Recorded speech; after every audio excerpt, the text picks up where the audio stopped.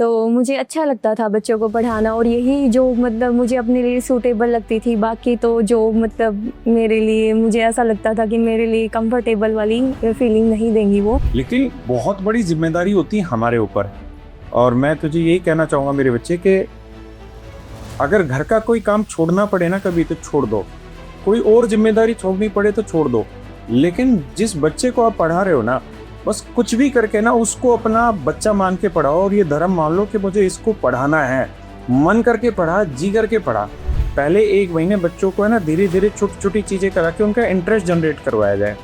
तो ऐसे तुम लोग क्या करते हो, अभी करते भी हो कि नहीं करते है, बस सरकारी नौकरी पूरी करके आ रहे हो? तो उस प्रेशर को कैसे हैंडल करते थे और वो मोटिवेशन कैसे बना के रखते थे अपने अंदर? सर जैसे मेरे पापा भी पीजीटी हिंदी से हैं, तो और मेरे दादाजी हेडमास्टर थे, हेडमास्टर से रिटायर हो। मास्टरी है तो सोशल मीडिया यूज ही नहीं करते थे? नहीं सर, सोशल मीडिया मैंने बंद ही कर दिया था, सिर्फ व्हाट्सएप और टेलीग्राम डाउट्स के लिए। हरियाणा गवर्नमेंट के साथ काम करते हैं तो हरियाणा का कोई हेल्थ स्कीम का कार्ड बनता है या हेल्थ स्कीम का कोई बेनिफिट मिलता है? सर मिलता तो है, बट अभी वो बना नहीं है। मतलब कुछ स्कूलों में बना है, कुछ में नहीं बना है। और देखो, कामयाबी के लिए आपको इतने संघर्षों से गुजरना होता है, छोटी छोटी चीज़ों को ध्यान में रखना होता है, तभी आप कामयाबी पा पाते हैं। मेरे प्यारे बच्चों, आप सभी को नमस्कार, आप सभी का स्वागत है। मेरे दोस्तों, आज ये जो पॉडकास्ट हो रहा है ये एक ऐसे बच्ची के साथ होने लग रहा है जिसने एसएससी की तो तैयारी नहीं की, एसएससी में तो सिलेक्शन नहीं लिया, 4200 और 4600 ग्रेड पे सिलेक्शन नहीं लिया, इसने सिलेक्शन लिया 4800 ग्रेड पे।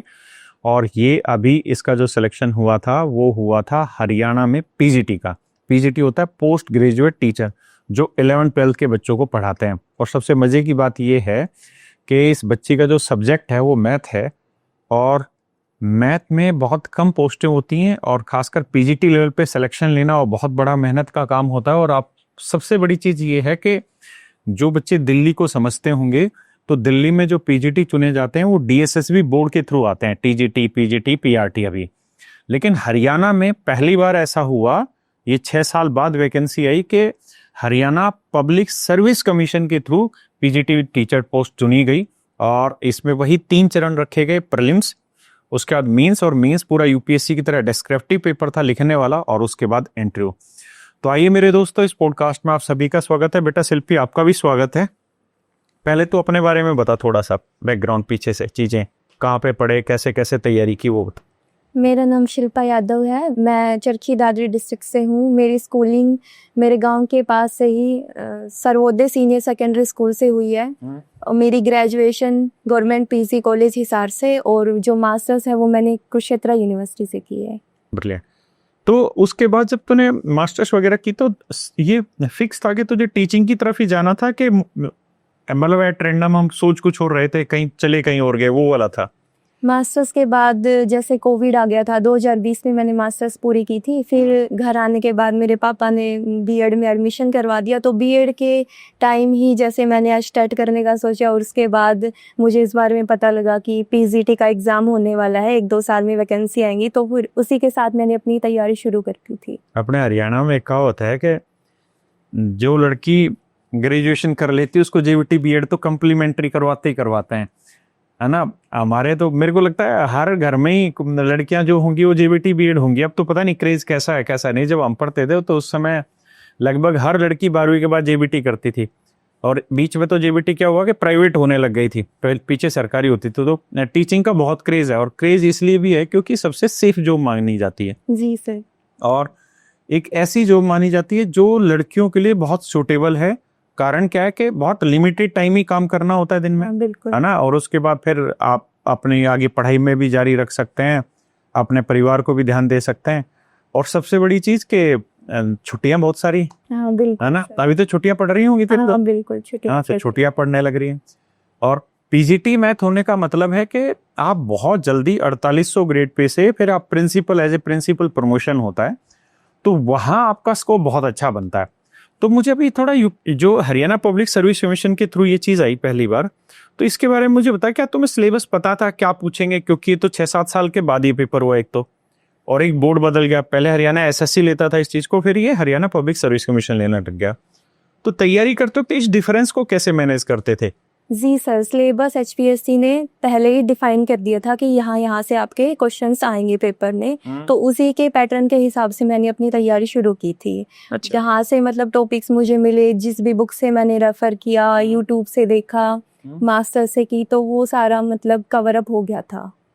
और जो ये डेस्क्रिप्टिव वाली कहानी थी, तो इसमें मैथ में तो बहुत दिक्कत नहीं आती होगी, जी नहीं सर, या क्योंकि इसमें स्टेप वाइज नंबर कटते हैं, वो वाला जो हम स्कूलों में करते थे कि एक एक स्टेप लिख के दिखाओ, फिर नंबर मिलते थे, नंबर कटते थे, उसके जो स्टेप मिसिंग, ऐसा रहता था क्या इसमें? हाँ बिल्कुल सर, स्टेप टू स्टेप तो हमें मतलब डिस्क्राइब उसको करना पड़ेगा, क्योंकि वो 10 मार्क्स के क्वेश्चन थे हमारे। बट ज़्यादा दिक्कत मैथ्स में इसलिए नहीं आती क्योंकि जब ऑब्जेक्टिव एग्जाम होता है तब भी हम उसको मतलब सॉल्यूशन ही फाइंड आउट करते हैं। लास्ट में आंसर तक हाँ। पहुंचते हैं बस इसको एक अच्छे से वे में इसको रिप्रेजेंट करना था सब्जेक्टिव के लिए। जनरली। लेकिन तुमने इसके लिए कंटेंट कैसे निकाला, कंटेंट कैसे तैयार किया तैयार कोचिंग के लिए? क्योंकि इसके तो मुझे लगता नहीं है कि कोई मार्केट में बुक भी अवेलेबल होगी, क्योंकि मोस्टली बच्चों के लिए एक अच्छी चीज़ क्या रहती है, तैयारी करने से पहले वो PYQ उठा लेते हैं कि पिछले 1-2 साल 3 सालों के पेपर उठा लेते हैं, तो उससे एक थोड़ा सा रैंडम आइडिया आ जाता है पेपर कैसा आ रहा है कैसा नहीं। लेकिन तुम्हारे वाले केस में तो ये था कि 6 साल बाद ये वैकेंसी आई और बोर्ड बदल दिया गया, तो उसका फिर कैसे आइडिया लगा रहे थे? KVS और NVS के लिए PGT की बुक्स आती हैं, और जो हमारा सिलेबस था PGT का वो डिट्टो NVS वाला था। नवोदय विद्यालय। हाँ, नवोदय विद्यालय स्कूल वाला। तो उस बुक में मुझे टॉपिक वाइज वही सारी चीज़ें मिली, उन्हीं के बेसिस पे जो क्वेश्चन थे, तो उसके लिए ऑब्जेक्टिव में बहुत मतलब हेल्पफुल रही वो बुक।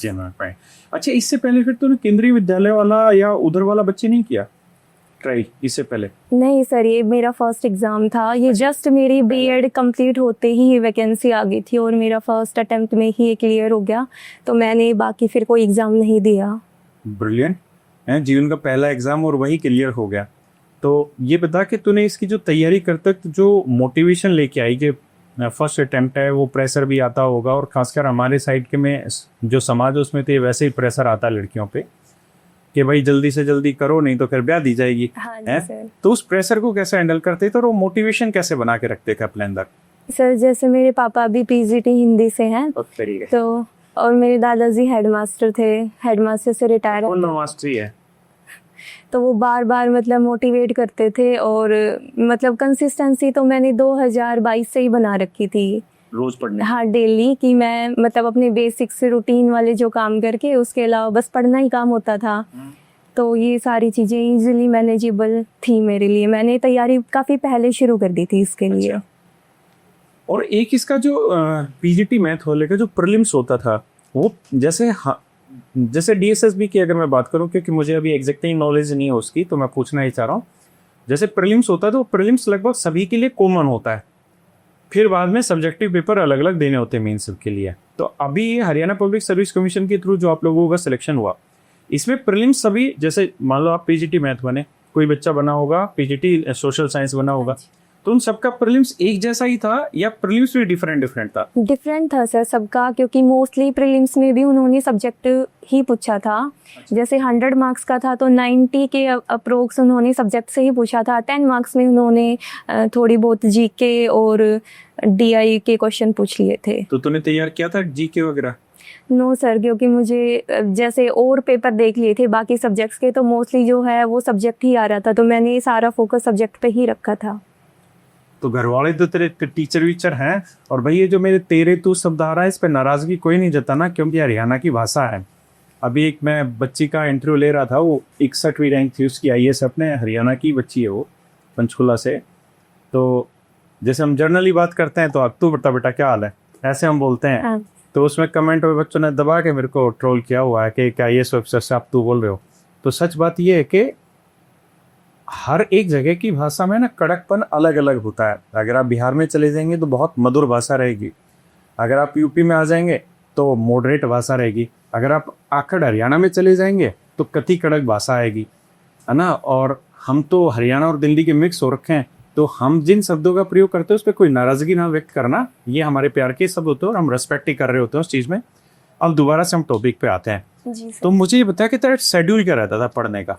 शेड्यूल सर मेरा जैसे मॉर्निंग में मैं जल्दी उठ जाती थी, तो 4 बजे मैं अप्रोक्स डेली उठ जाती थी। 4 बजे उठते ही पढ़ाई 2-3 घंटे, उसके बाद अपने जो बेसिक्स काम है वो करके, और ऐसा कोई ख़ास मतलब टाइम टेबल नहीं था मेरा कि मुझे इस टाइम से इस टाइम तक पढ़ना है, ऐसे स्लॉट में घर भी नहीं बैठ था। के पढ़ते थे या हाँ लाइब्रेरी? जी, घर जब मतलब एग्ज़ाम में 1 महीना बचता था तो मैं घर अपना शेड्यूल बना लेती थी, और जैसे प्री के बाद में इसमें 3-4 महीने का गैप मिला था, तो 2-3 महीने लाइब्रेरी करके फिर जैसे 1 महीना बचा तो मैं अपना घर शुरू कर देती थी उसको। और एक चीज मुझे ये बताना कि मतलब बड़ा बोरिंग सा नहीं हो जाता पूरे दिन मैथ ही पढ़ते रहो, मैथ ही पढ़ते रहो? हम भी जैसे लाइफ में ना मैथ पढ़ाते पढ़ाते हम भी बोर हो जाते हैं, तो ऐसा तुझे बोरियत महसूस नहीं होता था सारे दिन मैथ पढ़ते रहे? सर मुझे बोरियत तभी महसूस होती थी जब मुझे क्वेश्चन मतलब आने बंद हो जाते थे। जब तक वो निकल रहे हैं तो मुझे बहुत खुशी मिलती थी कि हाँ मुझसे हो रहा है। तो फिर जब बोरियत होती थी फिर क्या सोशल मीडिया? नहीं, सोशल मीडिया नहीं सर, फिर वो उनका सॉल्यूशन यहाँ वहाँ से ट्राई करना, क्योंकि अगर उस टाइम मैं सोशल मीडिया देखती तो मेरा स्ट्रेस शायद और बढ़ जाता कि मैं अपने मतलब आंसर्स देखने की बजाय और अपना टाइम वहाँ वेस्ट कर रही हूँ। तो सोशल मीडिया यूज ही नहीं करते थे? नहीं सर, सोशल मीडिया मैंने बंद ही कर दिया था, सिर्फ व्हाट्सएप और टेलीग्राम डाउट्स के लिए। अच्छा, व्हाट्सएप, टेलीग्राम। हाँ जी। नाइस। अब देखो, कामयाबी के लिए आपको इतने संघर्षों से गुजरना होता है, छोटी छोटी चीज़ों को ध्यान में रखना होता है, तभी आप कामयाबी पा पाते हैं। अच्छा, तो मुझे एक चीज़ और भी बताना कि जो कोई भी आदमी किसी पोस्ट के लिए जा रहा होता है तो उसके 2 तरीके के एम होते हैं। एक तो सबसे पहला एम ये होता है कि भाई मुझे पैसा कमाना है, मुझे सरकारी नौकरी लेनी है ताकि मैं अपने करियर को सेव कर पाऊँ। दूसरा एम होता है नहीं मेरे को टीचर बनना है, पर मुझे बच्चों को पढ़ाना है, मुझे संतुष्टि पढ़ाने में होती है। तेरे साथ कौन सा सीन था?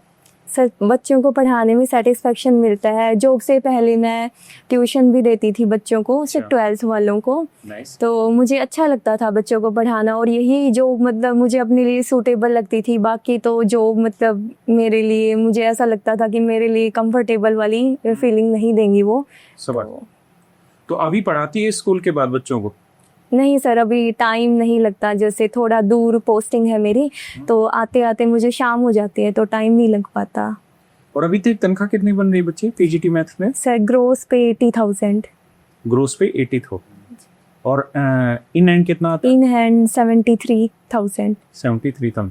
अच्छा, और हरियाणा गवर्नमेंट के तहत जो आप लोग काम कर रहे हो, जैसे आप पीजीटी टीचर है, पीजीटी मैथ्स है, तो जैसे दिल्ली गवर्नमेंट में हम काम करते हैं तो जैसे सेंट्रल गवर्नमेंट के थ्रू काम करते हैं तो एक कार्ड बनता है CGHS, जिसे हम बोलते हैं सेंट्रल गवर्नमेंट हेल्थ स्कीम।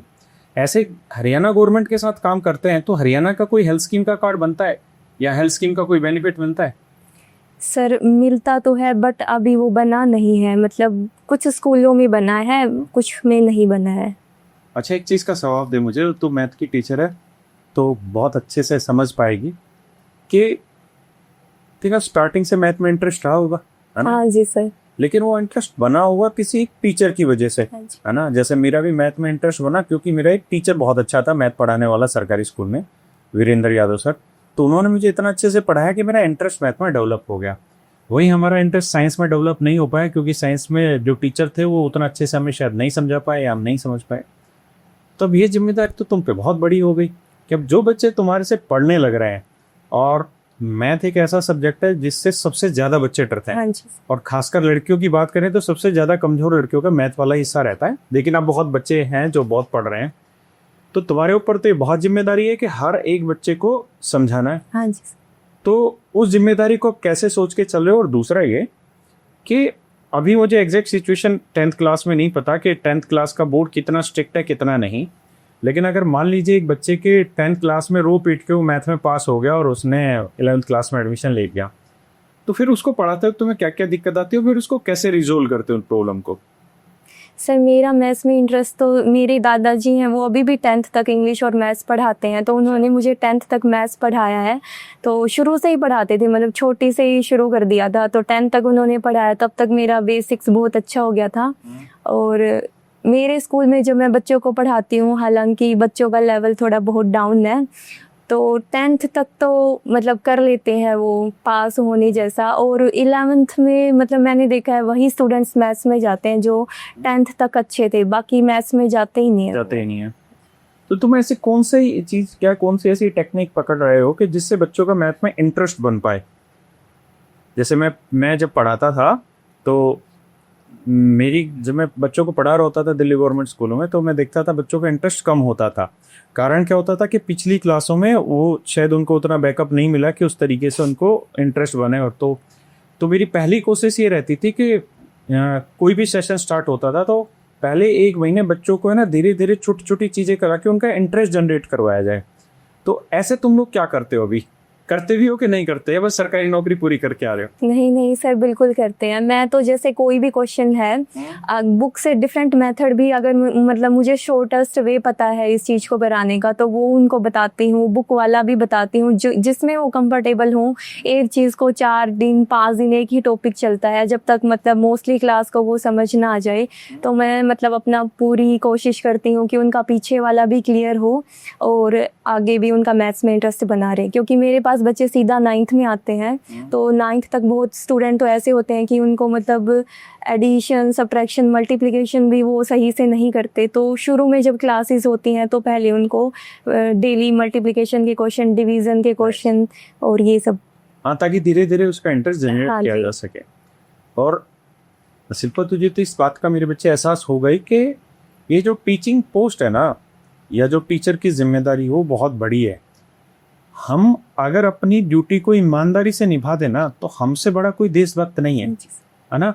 क्योंकि हम एक बच्चे की आने वाली जो उसका फ्यूचर है उसको डिसाइड कर रहे हैं जब वो छोटी क्लासों में ही पढ़ रहा होता है। 11th-12th क्लास में तो फिर भी बच्चा थोड़ा समझदार हो जाता है, लेकिन बहुत बड़ी जिम्मेदारी होती है हमारे ऊपर। और मैं तुझे यही कहना चाहूँगा मेरे बच्चे कि अगर घर का कोई काम छोड़ना पड़े ना कभी तो छोड़ दो, कोई और जिम्मेदारी छोड़नी पड़े तो छोड़ दो, लेकिन जिस बच्चे को आप पढ़ा रहे हो ना, बस कुछ भी करके ना उसको अपना बच्चा मान के पढ़ाओ और ये धर्म मान लो कि मुझे इसको पढ़ाना है। मैं अपना एक एग्जांपल देता हूँ। ये गलती मैंने की कि मैं पहले बच्चों को बहुत पढ़ाता था स्कूल में, उसके बाद मुझे भी थोड़ा पैसे का लालच लग गया और मैं कोचिंग पढ़ाने आ गया। तो मेरे साथ का मेरे एक दूसरा यार था, मेरा दोस्त था, वो बच्चों को बहुत अच्छे से पढ़ाता था मेहनत करके। तो मैं जाता तो मैं 1-2 पीरियड लेके और फिर इधर उधर ट्रक के आ जाता था, क्योंकि मुझे कोचिंग पढ़ानी होती थी। वो गलत आदत लग गई, पैसा कमाना है जाके वहाँ, जबकि मुझे सरकार से तनख्वाह मिल रही थी। बाद में मैंने महसूस किया कि वो जो मेरा दोस्त था उसने भी यूपीएससी की तैयारी करनी स्टार्ट की थी और मैंने भी तैयारी करनी स्टार्ट की थी। उसको बहुत कामयाबी मिली, वो सेलेक्ट भी हुआ, आईएएस भी बना, और मैं सब टीचर ही रह गया। तो आपकी जो जिम्मेदारी है ना, आप उसको कितना पे कर रहे हो उसका फल आपको जीवन में आगे मिलता ही मिलता है। और मुझे आज भी अगर अपने जीवन में कभी कोई दुख होता है तो मैं हमेशा उसी चीज़ को याद करता हूँ कि मेरा वो एक ऐसा कर्म है, यानी जैसे अगर मुझे कोई कहे कि आपको दोबारा जन्म दिया जाए तो आप कौन सी गलती नहीं करना चाहोगे जीवन में, तो मैं यही गलती नहीं करना चाहूँगा। और मैं बस यही चाहूँगा कि पढ़ाने की जिम्मेदारी इतनी बड़ी है कि इसमें कोई भी आदमी लैक नहीं करे, क्योंकि इसकी मापी नहीं है। तो मैं तुझसे भी चाहूँगा कि मन करके पढ़ा, जी करके पढ़ा, है ना? हाँ क्योंकि जी सर। ये बहुत बड़ा आशीर्वाद है। किसी भगवान की जरूरत नहीं, भगवान के पास जाने की जरूरत नहीं, कोई और काम करने की जरूरत नहीं है। आपसे बड़ा देशभक्त कोई नहीं होगा अगर आप अपनी क्लास को बहुत अच्छे से पढ़ा देंगे, क्योंकि वो बच्चा बहुत आगे जाएगा आपके एफर्ट के थ्रू। तो मैं चाहूंगा कि आप इस काम को जरूर मन करके करते हाँ रहना। बिल्कुल सर, मैं पूरा मन करके करती हूँ कि इनका फ्यूचर मेरे हाथ में है। अगर मैं चाहूँ तो इनको मतलब बहुत अच्छी आगे पोस्ट पे जाएंगी, और अगर मैं अच्छे से नहीं पढ़ाऊंगी तो ये बच्चे ऐसे ही रह जाएंगे। मैं मतलब इनकी लाइफ के साथ खेल नहीं सकती। सच है। और जो हम टीचर लगते हैं जैसे गवर्नमेंट स्कूल में, तो हम सब टीचरों को एक लालच लग जाता है ट्यूशन पढ़ाने का। वो लालच मत लगाना कभी भी, नहीं सर। है ना? वो बहुत गंदा लालच होता है बच्चों को ट्यूशन पढ़ाना। मुझे लगा था, इसलिए मैंने तुझे कहा कि जो गलती मैंने की वो मेरे जानकार मेरे बच्चे तो ना करें, कम से कम आने वाले। तो मन करके पढ़ाना। जी सर, जॉब से पहले ही मैं ट्यूशन पे मतलब बच्चों को पढ़ाती थी, जो मतलब मेरे पास आते थे कि उन्हें मतलब नीड थी। मतलब मैं स्पेसिफिकली उनको नहीं बुलाती थी, मेरे पास इतना टाइम भी नहीं था कि मुझे अपनी जैसे जॉब के लिए ये मेरी फर्स्ट प्रायोरिटी थी। लेकिन जैसे मैंने बच्चों को देखा कि उनको ज़रूरत है, वो गवर्नमेंट स्कूल में पढ़ रहे हैं, वहाँ टीचर अवेलेबल नहीं थे उस टाइम, तो बस मैंने उनको कि हाँ इनका मैथ्स अच्छा हो जाए, इसलिए बस मैंने उनको पढ़ाया था 1-2 साल। बाकी जब से जॉब लगी है मैं ट्यूशन नहीं करती, ना ही मतलब टाइम होता अब तो। नहीं, बहुत अच्छी चीज़ है। अच्छा, मुझे एक चीज़ ये बताना कि जिस एज में आप लोग होते हैं, अभी आपकी एज कितनी? 27। 27। जिस एज में आप निकले हो, जिस एज में आपने तैयारी करनी स्टार्ट की, इस एज में बच्चे में बहुत ज़्यादा भटका होता है। जब एक बच्चा 20 से 25 साल की ड्यूरेशन में जाता है तो उस समय उसको बहुत तरीके के अट्रैक्शन होते हैं, बहुत सारे भटकाव होते हैं, बहुत सारे बच्चे सोशल मीडिया पे टाइम खराब कर रहे होते हैं, बहुत सारे बच्चे अपने माइंड को एक डिफरेंट डायरेक्शन में लेके चले जाते हैं। और यही वो वक्त होता है जब एक बच्चा, एक लड़का या लड़की बहुत सारा अपने दोस्त बनाती हैं या दोस्त बनाते हैं, अपने एक फ्रेंड सर्कल बनाते हैं, और वहाँ पे बहुत लोग गलती कर देते हैं दोस्त चुनने में। और जैसे कल ही मैं एक पॉडकास्ट करने लग रहा था, एक गौरव यादव और एक सौरव यादव करके बच्चे हैं दोनों, तो दोनों मेरे पास पढ़ते थे 2013-14 में। तो जो सौरव है वो इस समय SDM है यूपी में, और जो गौरव है वो सुपरिटेंडेंट है। लेकिन वो गौरव जो था, उसकी संगत जो थी उस समय वो बहुत बेकार थी। उसके 12th क्लास में फिजिक्स केमिस्ट्री में 1-1 नंबर थे, लेकिन जब उसकी संगत उसके बड़े भाई के साथ आई तो उसने बड़ी मेहनत की और उसका सिलेक्शन हुआ। तो ये उम्र ऐसी होती है जिस उम्र में बच्चा अपने यार दोस्त चुनता है। तो मैं तुझसे ये पूछना चाह रहा हूँ कि तेरे टाइम पे जो ये 4-5 साल का पीरियड होता है, जिस समय आपको पूरा फोकस अपने करियर पे भी करना होता है और उसी समय यार दोस्त भी बनते हैं, जी।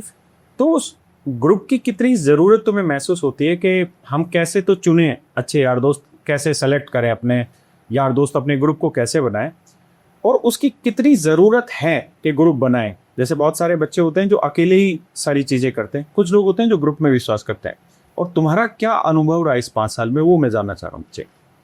सर ग्रुप्स मेरे बहुत मतलब छोटे हैं, और जो जैसे मेरी जो भी दोस्त रही हैं वो भी मेरे साथ PGT सिलेक्ट हुई हैं। तो अरे वाह। मतलब मेरा सर्कल ऐसा था कि सारे अच्छे एक ही लाइन के थे, एक ही लाइन के थे, और सबका सब्जेक्ट भी वही मैथ्स रहा। तो हम डिस्कशन भी करते थे फ़ोन्स पे कि ये चीज़ें कहाँ से करनी है, कैसे करनी है। तो ग्रुप्स मेरे मतलब अच्छे रहे हैं, और सबका सिलेक्शन भी हुआ है 9-10 का। जी सर।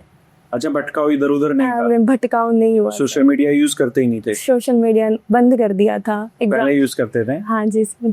हाँ, बड़ा मुश्किल होता है। अच्छा, एक जब तुम्हारा हरियाणा पब्लिक सर्विस कमीशन के थ्रू जब तुम्हारा सिलेक्शन हुआ तो एक लास्ट फेज था इंटरव्यू का।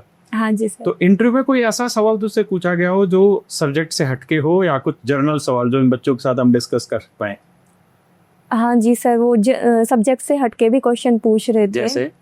जैसे कि बीएड से रिलेटेड कि आप बीएड मतलब रेगुलर की आप जाते थे या नहीं जाते थे? तो जाते तो नहीं थे। हाँ, उस टाइम कंफ्यूजन हो जाता है कि हम सच बोलें या झूठ बोलें। तो झूठ वहाँ बोला नहीं गया, तो सच फिर ठीक नहीं होता वहाँ, क्योंकि बीएड है वो रेगुलर मानी जाती है, तो आपको वहाँ जाना कंपलसरी होता है। तो तूने क्या जवाब दिया? मैंने तो सर सच ही बोल दिया था कि मैं नहीं जाते थे।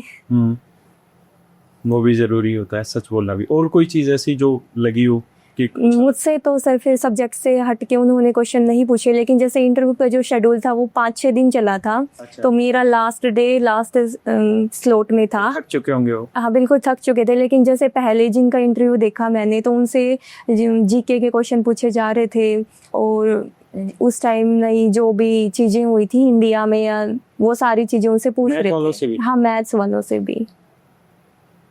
और आपके स्कोर क्या था इंटरव्यू में? मेरे सर 12.5 में से 5 मार्क्स थे। 12.5 ही नंबर का इंटरव्यू? हाँ, 12.5 का इंटरव्यू था। यानी बहुत अच्छा। प्रीलिम्स के नंबर जुड़ रहे थे इसमें? नहीं, प्रीलिम्स के नंबर नहीं जुड़ते, फाइनल में सिर्फ सब्जेक्टिव के और मेंस वाले इंटरव्यू जो रहता है, और एक इंटरव्यू के इसके नंबर दिखता है।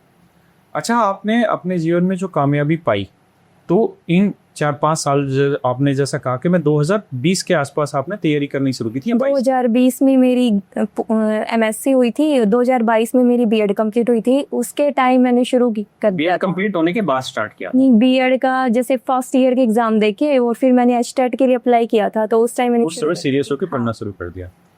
तो इन 2-3 साल जो आपकी तैयारी के गए हैं, इन 2-3 साल में आप अपना एनालिसिस करो तो क्या आप मुझे बता पाओगे कौन सी ऐसी चीज़ें थी जो आपने बहुत अच्छी की जिनकी वजह से आपका सिलेक्शन हुआ? कौन कौन सी रणनीति आपने बनाई जो बिल्कुल ठीक बैठी, और कौन कौन सी ऐसी गलतियां की जो आपको लगता है कि इन गलतियों ने मेरा समय खराब कर दिया, मुझे शायद ये नहीं करनी चाहिए थी? तो दोनों मुझे बता बच्चे।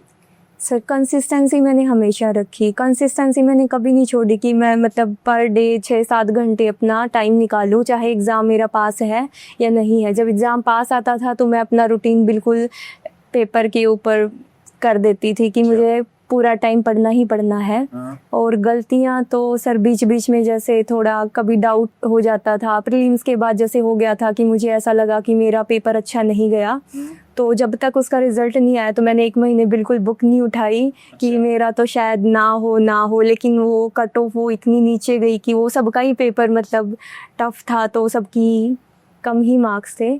तो वो एक गलती रही कि मैं सोचूं कि मैंने 1 महीने बिल्कुल पढ़ाई नहीं की, उसके बाद वो 1-1.5 महीने का ही टाइम लगा है सब्जेक्टिव के लिए, बट मैंने कवर अप कर लिया था उसको। कभी यूपीएससी का नहीं सोचा? सर अब मतलब कंफर्ट जोन में आ गए, तनख्वाह आने लगी? ना अभी सर सोचती तो मैं हूँ बहुत बार कि अभी जैसे और क्या कर सकती हूँ मैं, जब तक मतलब मेरे पास टाइम है या जब तक मेरी इच्छा है। बाकी यूपीएससी के अलावा मैंने सोचा है कि मैं असिस्टेंट प्रोफेसर की तरफ ट्राई करूँ अपना। Nice. और उसमें क्या रहता है एग्जाम का कल्चर असिस्टेंट प्रोफेसर में? उसमें सर नेट चाहिए आपको, अच्छा। और उसके बाद वही एचपीएससी कंडक्ट कराएगी, prelims, mains and then interview. और वो कितने ग्रेड पे होता है बच्चे? जैसे 4800 ग्रेड पे होता है, उसका क्या रहता है असिस्टेंट प्रोफेसर का? Sir I am not sure, मैंने 100 होता हो। हाँ मे बी। अच्छा बच्चे, मुझे ये बताना कि जो तुम्हारा प्रीलिम्स था, जो प्रीलिम्स एग्जाम हुआ, 100 क्वेश्चन आए उसमें? हाँ जी सर। और उसमें मैथ के कितने क्वेश्चन थे? 90 क्वेश्चन। 90 क्वेश्चन। उसके बारे में बताओ, उसको कैसे तैयार किया? 90 क्वेश्चन सर। और ये ऑब्जेक्टिव था ना, डिस्क्रिप्टिव तो था नहीं? हाँ जी ऑब्जेक्टिव था, जो प्रीलिम्स था वो ऑब्जेक्टिव था, उसमें 90 जो क्वेश्चंस थे वो मेरे मैथ सब्जेक्ट से थे, और जो 10 जो क्वेश्चंस बच गए उसमें इंग्लिश थी, हरियाणा जीके थी और डीआई के क्वेश्चंस थे।